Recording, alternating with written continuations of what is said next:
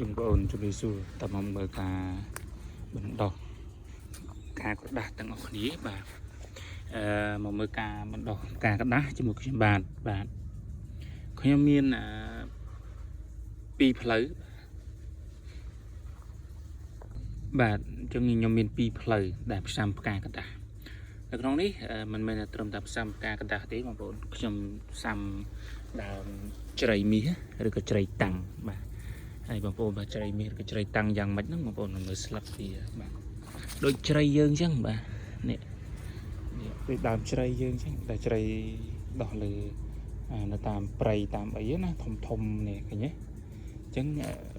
ខ្ញុំផ្សាំបែបនេះគឺខ្ញុំចង់លក្ខណៈផ្សាំជាជ្រៃប៊ុនសៃបាទប៊ុនសៃពីបច្ចេកទេសគេប៊ុនសៃឈ្មោះវាខ្មែរមិនថាម៉េចទេតែគេហៅប៊ុនសៃរបៀបថាផ្កាដោះនេះមកចប់អានេះជ្រៃប៉ុន្តែនៅក្នុងនេះខ្ញុំនិយាយអំពីដើមផ្កាក្រដាស់ឯងខ្ញុំមាន2ផ្លូវបាទ2ផ្លូវឬក៏2ផ្សេងគ្នាដែលយើងត្រូវបណ្ដោះមានអ្នកខ្លះគេប្រើដោយគ្របថង់ឬក៏គ្របថង់ផ្លាស្ទិកបែបនេះបាទហើយក៏ខ្លះគេអាចយកឆ្នៃដបទឹកសុទ្ធនេះយើងកាត់ពាក់កណ្ដាលទៅធ្វើជាផើងជាធូរវាហើយតមកយើងយកគ្របហើយយើងអាចខ្លះក៏អាចធ្វើដូចខ្ញុំចេះទៅណានេះសូកពីលើទៅហើយអ្នកខ្លះកុំឲ្យអស់ថង់ច្រើនយើងគាត់ទៅប្រើនេះកាត់គូតវាទៅដាក់ដីហើយគ្របហើយតមកយើងយកអាលើពាក់កណ្ដាលសនេះយើងយកគ្របពីលើក៏បានដែរហ្នឹងបច្ចេកទេសណាបាទអញ្ចឹងផ្កាក្រដាស់ប្រភេទដីដែលយើងត្រូវប្រើកុំប្រើដីកាមខ្ជុំដុតខ្លាំងពេកបងប្អូនត្រូវប្រើប្រភេទដីល្បាយខ្សាច់បាទធ្វើម៉េចកុំឲ្យជក់ទឹកហើយក៏កុំឲ្យខ្សោះពេកដែរបាទអញ្ចឹងវាធ្វើឲ្យយើងដោះលូតលាស់ឲ្យលឿនដែរហើយខ្លះដោះទៅវារលួយទៅវិញក៏ថាបានហើយការផ្សាំគឺ2ទឹកកន្លះឬក៏1ទឹកកន្លះអីចឹងទៅបាទ2ទឹកកន្លះបាទជាទូទៅដែលខ្ញុំធ្លាប់ផ្សាំណាបាទហើយអ្វីដែលល្អមានគុណភាពដែលដោះលឿនហើយសឹងថា 100% ដោះបើថា10អញ្ចឹងរស់ទាំង10គឺវិធីសាស្ត្របែបនេះបងប្អូនក្របបែបនេះគឺវាលឿនហើយវា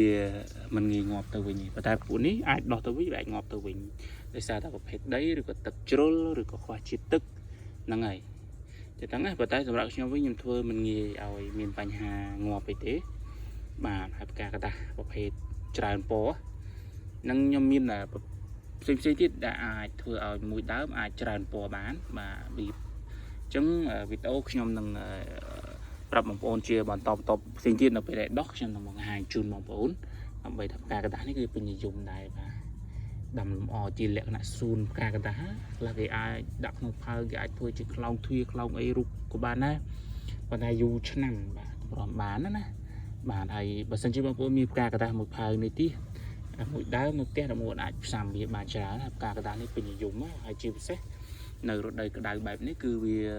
ពោពេញឬសម្បូរទៅដោយផ្កាបាទអញ្ចឹងខ្ញុំគ្រាន់តែរបៀបបង្ហាញបងប្អូនតិចតួចទេបាទនេះកាត់បែបនេះខ្លីនេះឃើញទេ